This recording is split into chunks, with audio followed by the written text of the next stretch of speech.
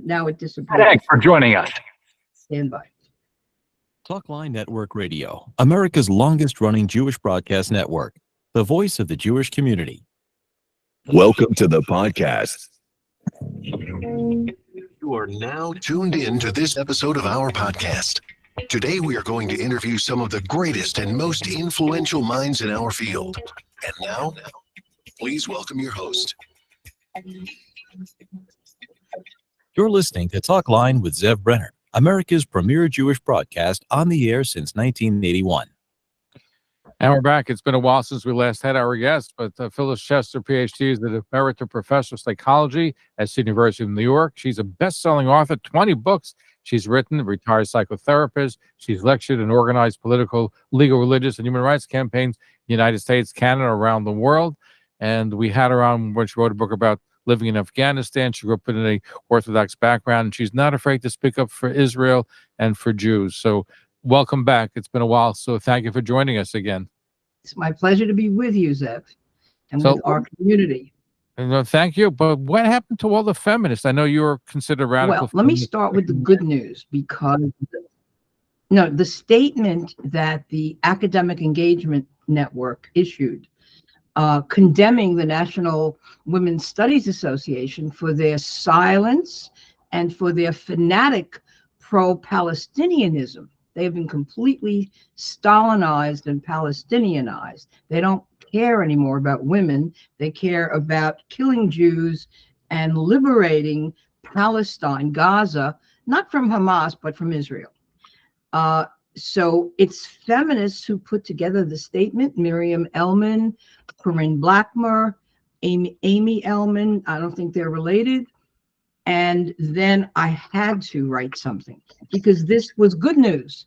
This was Jewish feminists who are real feminists fighting back against, let's say, faux feminists who are part of the death march to totalitarianism, and of which there's a great deal. But let me ask you this question. I know you have some women that speak out, but why would you suppose that feminists, especially in the age of the Me Too movement, where more people are more aware of sexual harassment, why is there no outrage? And where are these feminists? Obviously, if you're not speaking out against it, it means you're supportive of it. We say in Hebrew, silence is an admission. So why would they not talk about the rape and the violence against women, especially in October 7th? Well, first, you believe any woman according to the Feminist Party line, except not a Jew, not an Israeli woman, right? Who can be Christian or Druze or Muslim as they were, or Buddhist as they were. So you can't believe anything an Israeli said. I was watching briefly Electronic Intifada, which is completely denying that anything happened.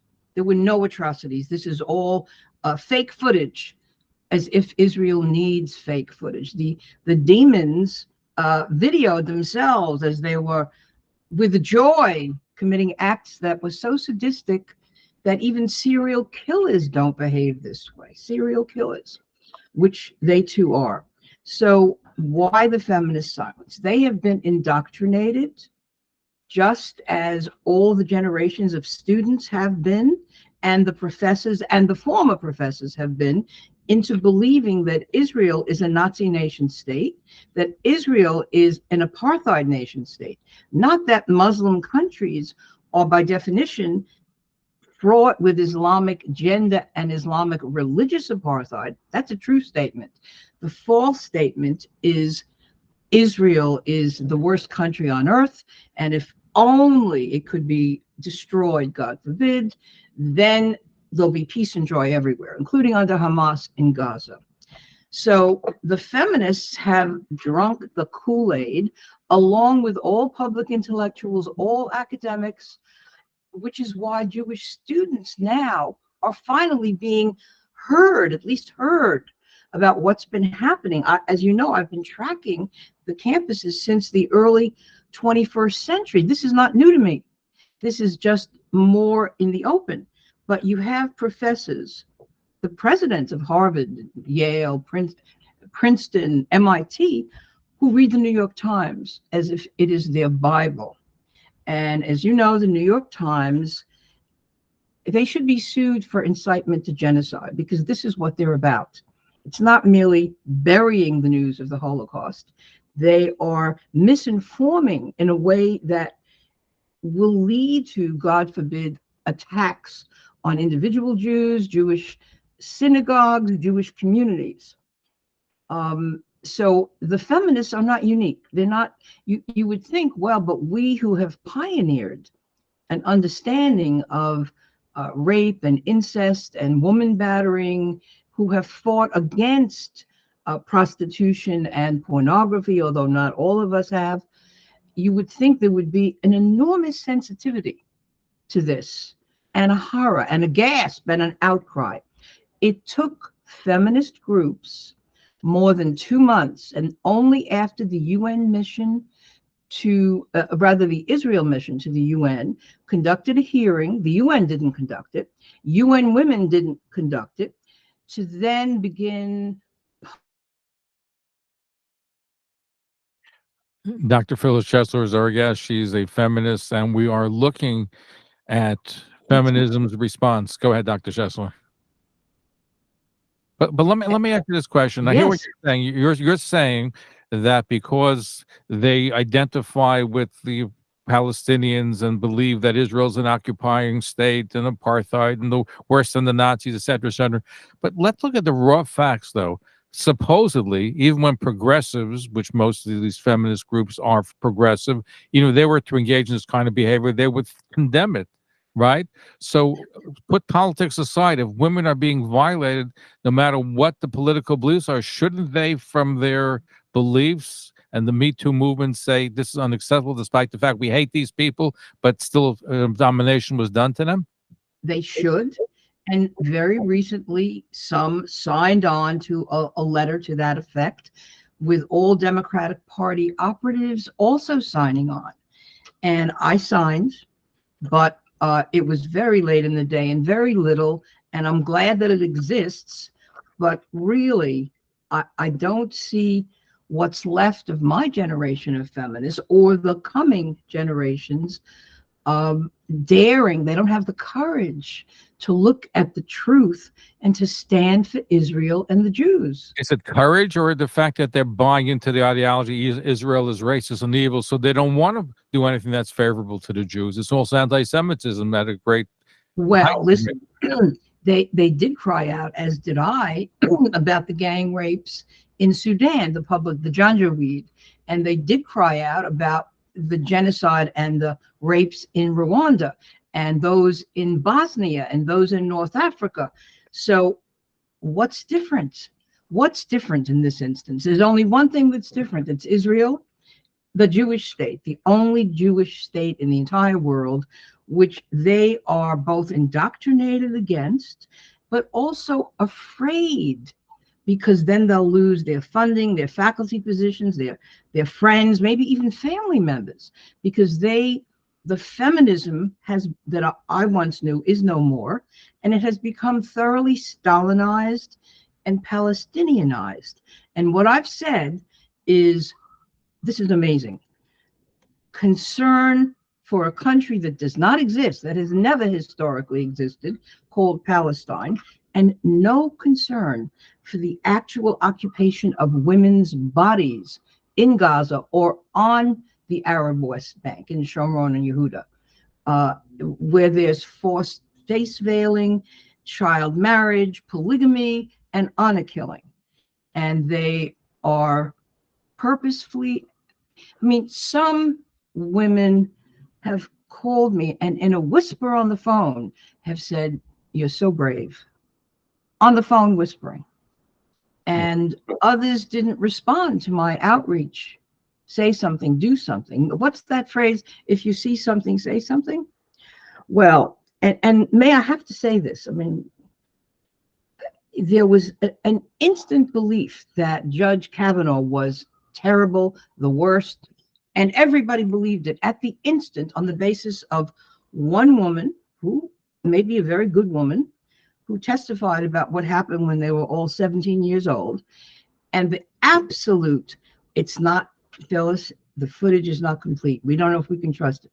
Maybe the Israelis made it up. Maybe it's not real. Maybe no babies have been killed. No, it's just we need to wait to see the evidence. What evidence? I've already suggested we should have an Eichmann-like trial in Jerusalem of these Hamas people. Don't kill them. Get their leaders and put them on trial so that Jews may be able to feel acknowledged and somewhat safe in a universe that is filled with global intifada Jew hatred. We have the evidence.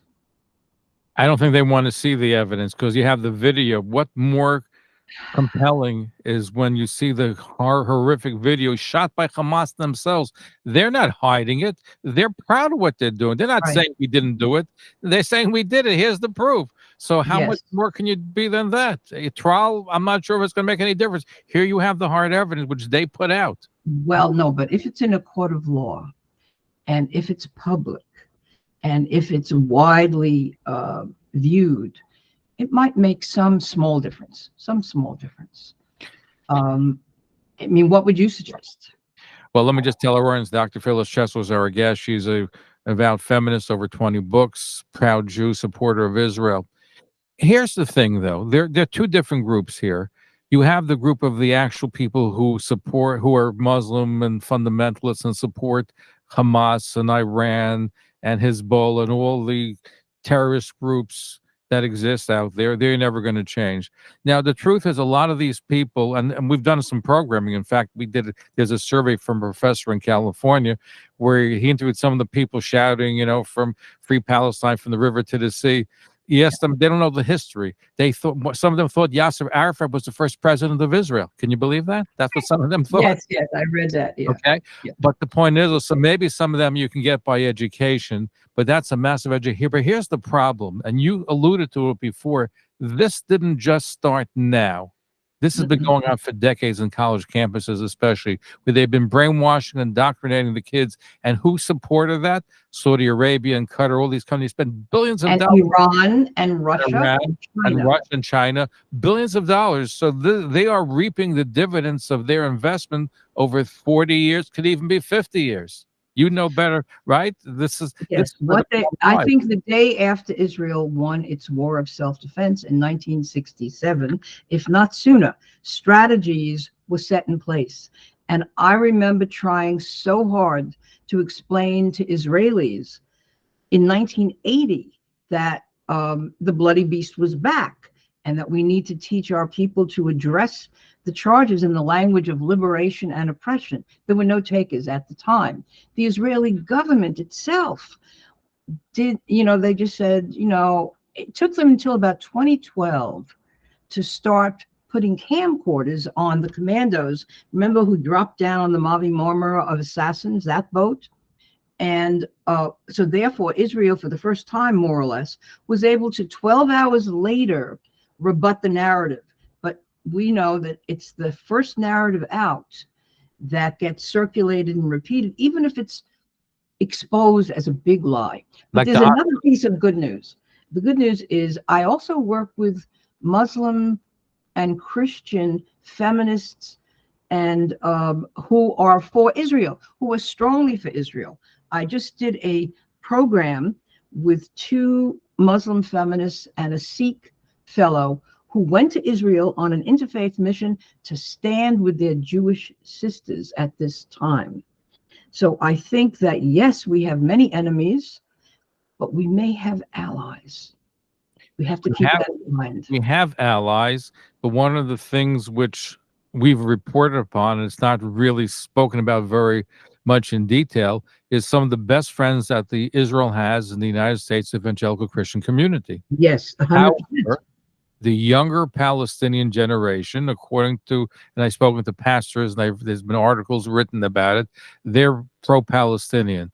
And I happened to ask one of the pastors, why, if they grew up in such a household of loving Israel, how could they become pro-Palestinian? You know what the answer is? A lot of them go to these woke colleges, and they're being indoctrinated by whatever affecting Jewish students. Jewish students also being affected on campus. You're hearing this attack on Israel, colonial state, fascist, apartheid, whatever they make up, they do. They're giving this narrative, and that's affecting the Christian community. So we have allies, but we're also losing some unless we do something. And I think that's starting to having birthright for Christians to go to Israel. Maybe I called for an Iron Dome against the propaganda in 2010. Not a single millionaire, billionaire, person of influence contacted me. I was dead serious, because that's what we need. Nothing less will do. This propaganda, which is 24/7 in every language in the world and is on every college campus, maybe a few exceptions, we need an Iron Dome against it. Something so big, so huge, and so effective that we have not yet developed. Let me recommend it. I like to, by the way, the Bill Ackman should be lauded for withholding millions of dollars. But what I'm saying is hundreds of millions, but they shouldn't just withhold it from the university. They should also invest it in Jewish education or in Israeli colleges. It's not just withholding the money. If you're taking it back, want to do something good with it, where you educate our people and support some of our institutions. I'm a proponent for that. I agree. I'm terrified lest my two wonderful granddaughters decide to go to an Ivy League and they get in. I will eat my hat.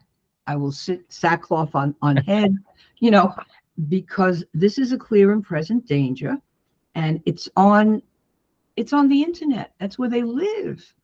Anything, and that's another thing. We've lost all standards of objectivity, reason, and logic. So if you hear somebody say something, no matter how wrong or crazy it may be, deluded, I heard them say it, it must be true. And this is the world in which young people, including young Jews, if they're on the internet, if they watch TV, this is the world in which they're swimming. And the Jews are, as you know, we're an eternal people. We're going to be here. We've been here, but we've also lost so many, and so horrendously. And can we, such a small percentage of the world's population, really stand against everyone? Well, maybe. We've done that for thousands of years. Yeah. And the difference today is, compared to the Holocaust, is we have a strong state of Israel. So the worst atrocity since World War II, the Holocaust, was on October 7th. But you know what? The next day, the Israeli army fought back, and that makes such a big difference. Yes. And by the way, my position is, if you see something, we have to do something about it. And one of the problems that we have is the propaganda is very good on the Hamas side. These are not pro-Palestinian rallies or Hamas rallies.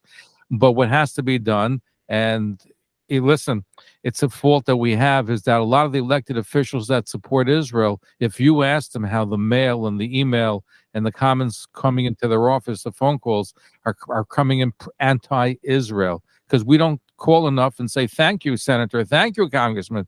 So we have to also train ourselves, is when somebody stands up for us, we should say, thank you for doing that. 100%. And it makes a big difference, because when 100%. They see that, we can win this battle, because, right is on our side. And listen, it's the few against the many. That's the theme of Hanukkah. We're always the few against the many, but with God's help, we overcome. Right. But like I said to you off there, we have so many Hammans and only one Purim, but we can still celebrate. We will celebrate the end of this war, even though there's too many casualties. Too many young people are dying, and God knows, this could end in a minute if Hamas did two things: surrender totally and return all the hostages in good order. These are the two things that President Biden should be calling for. Not Israel should restrain itself, not allegations false about Israel going purposely for civilians or bombing hospitals on purpose, all of which are not true. Israel is the IDF is the most careful and ethical army in the world. Which other army is going to send a letter, say, hey, we're going to bomb your block, leave? Any other army in the world do that? I haven't heard of any. I'm wearing this beautiful, I know we have a great, but you know what? If we don't nip this in the bud in the West, Iran will be coming for us next shortly, and we're going to need an IDF member to protect each Jewish student on campus. Before I let you go, now you yourself had an interesting history. We had you on a previous program when you wrote a book about you lived in Afghanistan, you married, you lived in Afghanistan, and you saw firsthand what it's like in some of these Islamic societies. It's a lot worse today than it was then, but you witnessed that. I did, and I was also privileged to rescue nearly 400 girls and women from Afghanistan in 2021 with as part of a team, and it was a feminist team. And yes, I saw the Islamic gender and religious apartheid up close. I was young, I was foolish, I didn't take the whole thing seriously. I didn't know what I was walking into. I arrive and they take my American passport away, and I could have died there easily of many diseases that I contracted. But I also saw the women in burqas. And this is before the Taliban. It was the cheapness of female life and the mistreatment of servants and the torture of political prisoners beyond off the charts before the Taliban. So I understand why so many Muslims want the freedom in the West, not the economic migrants, not the terrorists or the potential terrorists, not those who support the Taliban or ISIS, what have you, but those who want a different way of life. And that's another whole discussion. That's a big discussion. By the way, just for the historical record, the main faction in Afghanistan is the Pashtun tribe. According to Michael Freund and others, they're part of the 10 lost tribes of Israel. Not so fast. Yeah, You believe that? What do you I say? believe that. I believe they're part of the, if you go back. And by the way, some of the worst killers in the Palestinian Authority areas, I forgot the name of the town, they also have Jewish ancestry, and they have to prove themselves. That's why they've been some of the worst suicide bombers have come from that community. That's interesting. So, yeah. You know, Afghanistan is the only country that gave bin Laden asylum after Saudi Arabia and Sudan threw him out. Mullah Omar gave him a cave, and that's where he plotted 9/11. And, you know, Pakistan was very helpful to him, too. He was able to go back and forth to Pakistan as well. Yes, to his digs in Abbottabad. Right. So I think America is on notice. Yeah, look at the Hamas now. Some of them had to leave Qatar, but what are they worth? They're worth over $3 billion. I mean, nobody's talking about more than. I'm talking about the first, the top three leaders. Each one of them, right? Each one, and more, and more. But nobody talks about it. But listen, I'm glad that you're speaking out, because we got to keep on speaking out. Some people will listen. And you know something, we Jews have invented Hollywood and invented public relations, but when it comes to ourselves, there's a Yiddish expression: the shoemaker's kids go barefoot. No, it's Hillel's questions. If we're only for ourselves, we're not really Jews. But if we're not for ourselves, who are we? And we have to do both things. Jews in America and in the West want to help the other in this delusion of omnipotence that we don't need help. Well, now we do. Now yes, we're helping ourselves, but I would like to see the funding of the displaced Israelis who have been internally displaced, and their health care and their mental health care. And very few are talking about that. Just imagine what a big cost and project that is. Right, because you have traumatized when you see and experience what happened on October 7th, the emotional toll is something which is incomprehensible. It's so hard to define, because you're talking about some of them are going to be, some of the kids that lost their parents, that saw them killed in front of their eyes, are going to be emotionally scarred for the whole life. Unfortunately, tragically, it didn't have to be. But you're dealing with barbarians who relish in the killings, and they had lists, and they knew who they were going to rape, and they knew what they're going to do. Unfortunately, they were able to gather intelligence and eliminate and kill so many Jews in one day. But unfortunately, rest in peace, Dr. Phyllis May Chesler. they be avenged. Yes, may they be avenged speedily in our day. Yes. Thank you for joining us. When's your next book coming out? Well, it might come out in the next year. It's on a different subject. I won't say what. Something I've never written about before. Let's just leave it at that. I'm not ready to talk about it. No problem. Thank you for joining us. Continue success. Pleasure. Anytime. Thank you for tuning in to Talkline with Zev Brenner, America's premier Jewish broadcast, the pulse beat of the Jewish community. For continuous Jewish programs, TalklineNetwork.com, or our 24-hour-a-day listen line at 641-741-0389. For past shows, you can find us on iTunes, Spotify, Amazon, YouTube, Instagram, and all major podcast platforms, or jewishpodcast.org. Thanks for listening to the TalklineNetwork.com. Follow us on Facebook, Twitter, and Instagram.